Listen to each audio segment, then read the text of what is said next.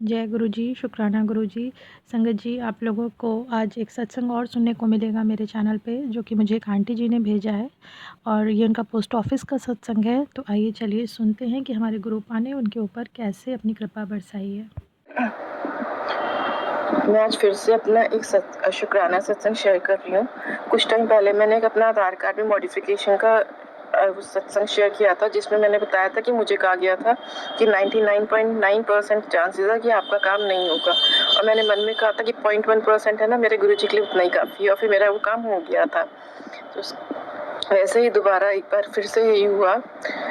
मेरी मदर की एक 5 साल की वो इन्वेस्टमेंट थी जो मैच्योर हो गई थी, और मेरी मदर ने उसको 3 साल के लिए रिन्यू करवा दिया था। बट जो पोस्ट ऑफिस पे जो बंदा बैठता था वो ठीक से काम नहीं करता था। वो पहले भी मम्मी को परेशान करता रहता था। उसने क्या किया, उसने पासबुक पे साइन तो कर दिया, बट उसने स्टैंप नहीं लगाई, और उसने कंप्यूटर में उसको रिन्यू भी नहीं किया 3 साल के लिए। तो 3 साल के बाद जब मम्मी वहाँ पे लेने गई इंटरेस्ट की वो मैच्योर हो गया, मुझे पैसे चाहिए, तो तब तक उस आदमी का ट्रांसफ़र हो चुका था, और बाकी स्टाफ ने बताया कि मैम आपको सेविंग अकाउंट का मिलेगा जो कि 4% है। 3 साल वाला जो 7 मेरे हिसाब से 7.7 था वो नहीं मिलेगा। तो हमें लगा ये तो गलत है, उसकी गलती हुई, हम क्यों सफ़र करें। हिसाब लगाया तो 11,100 का फ़र्क पड़ रहा था। तो मम्मी ने कहा भाई ये तो गलत बात है, आप एक्शन लीजिए। तो स्टाफ जो थे वो अपने एम्प्लॉय के अगेंस्ट स्टाफ नहीं लेना चाहते थे एक्शन। तो मम्मी ने मुझे बताया, मैं बात करने गई तो वहाँ पर एक लेडी थी, वो मुझे फोर्स कर रही थी कि आप अकाउंट बंद कर दो, आप अकाउंट बंद कर दो, वो वाला एफडी अकाउंट। मैं कहा नहीं, जब तक कोई एक्शन नहीं होगा मैं एफडी अकाउंट बंद नहीं करूँगी। मतलब वो बचाने की कोशिश कर रही थी उसको। तो जब उसने देखा कि मैं नहीं मान रही हूँ तो उसने उसको फिर से फ़ोन किया कि तो एक बार यहाँ पर आके बात कर ले। तो उस बंदे ने बोल दिया कि मेरे पास टाइम नहीं है। ये सुन के मुझे थोड़ा गुस्सा आ गया।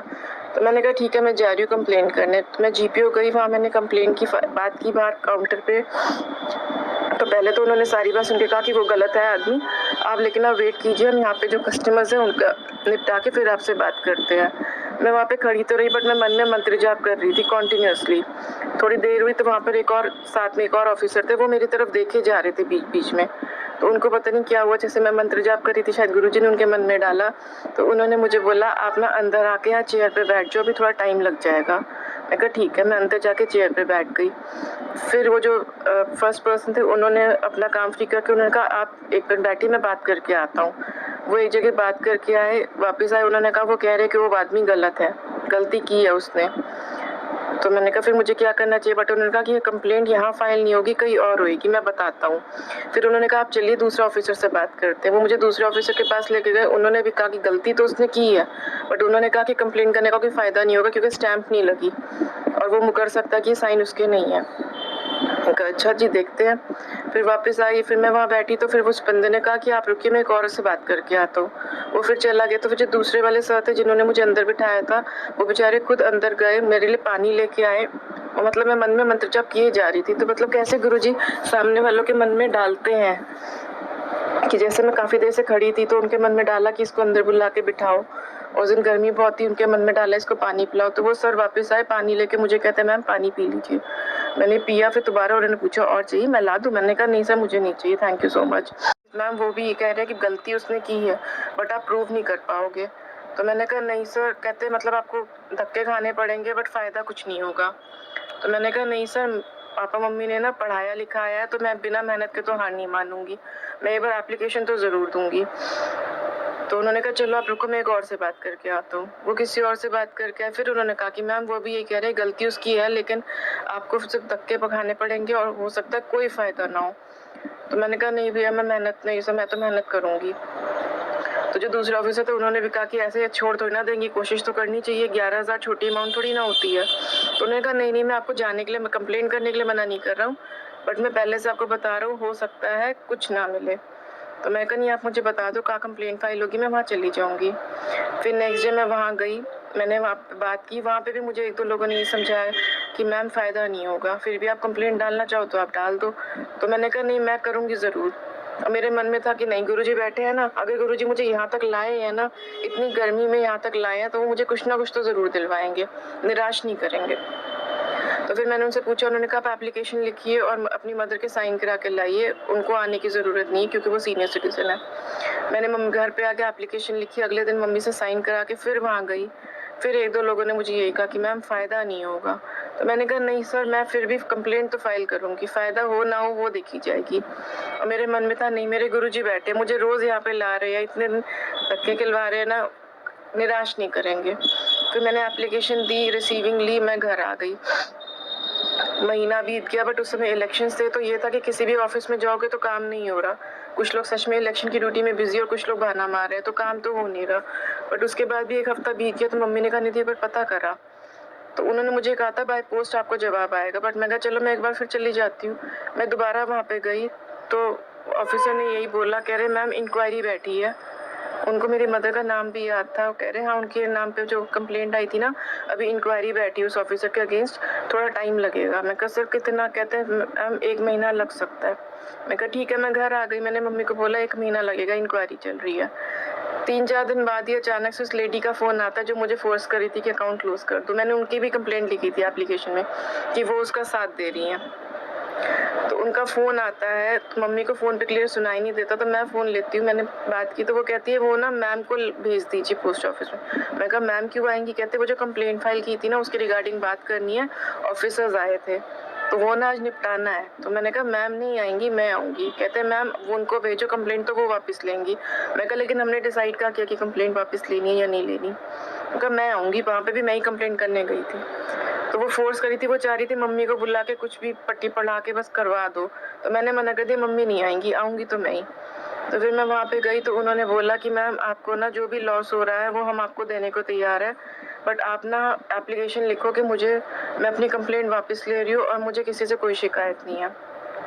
मैं कहा तो मुझे कैसे दोगे आप? कैश दोगे? तो अमाउंट उन्होंने कैलकुलेट की, तो उस हिसाब से अमाउंट कम बन रही थी, 7,000 समथिंग बन रही थी, क्योंकि वो कह रहे थे कि जिस समय मम्मी ने 3 साल का रिन्यू करवाया था उस समय इंटरेस्ट 7.2 था।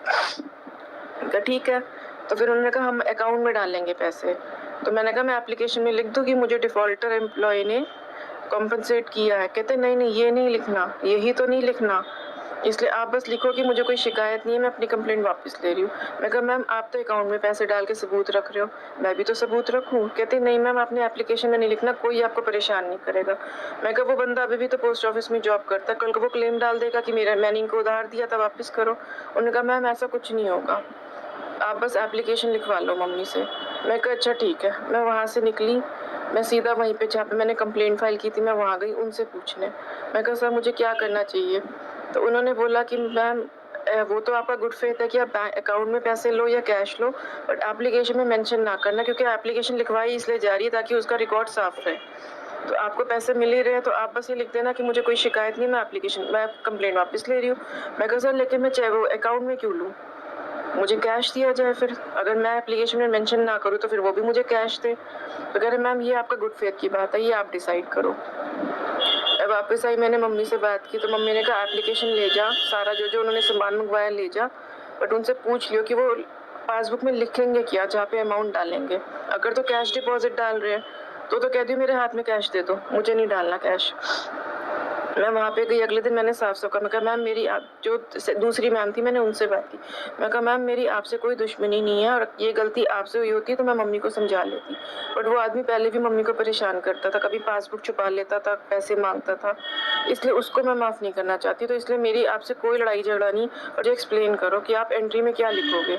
अगर आप कैश डिपॉज़िट लिखोगे तो स्लिप तो उसके पास होगी, वो कभी भी क्लेम कर सकता है कि मैंने इनको लोन दिया था। तो उन्होंने कहा नहीं नहीं, मैं लिखूँगी कि जो भी शॉर्ट पड़ रहा है आपको इंटरेस्ट वो दिया जा रहा है, और आप एप्लीकेशन लिख दो, आप पे कोई बात नहीं आएगी, कोई आपको बाद में तंग नहीं करेगा। तो बस जो भी मतलब कहा, मेरे मन में बीच-बीच में आता था कि गुरुजी मुझे आधी अमाउंट तो दिलवा ही देंगे, पूरी तरह निराश नहीं करेंगे, लेकिन फिर लगता था नहीं, मैं गुरुजी वाली हूँ, मुझे गुरुजी कम में नहीं रखेंगे, मुझे गुरुजी पूरी अमाउंट दिलवाएँगे। और सच में गुरुजी ने मुझे पूरी अमाउंट दिलवाई और बड़े आराम से वो मैटर सॉल्व भी हो गया और अब सब कुछ ठीक है। तो शुक्राना गुरुजी, बहुत-बहुत शुक्राना गुरुजी। मैं यही बताना चाहती हूँ कैसे मुझे हर बंदे ने मतलब जीपीओ में 4 बार बोला गया कि कोई फ़ायदा नहीं होगा। मुझे यहाँ पे भी 4-5 एम्प्लॉइज़ ने समझाया, मैम कोई फ़ायदा नहीं होगा। मैं मन में कहती थी मेरे गुरुजी बैठे हैं ना, फ़ायदा ही फ़ायदा होगा।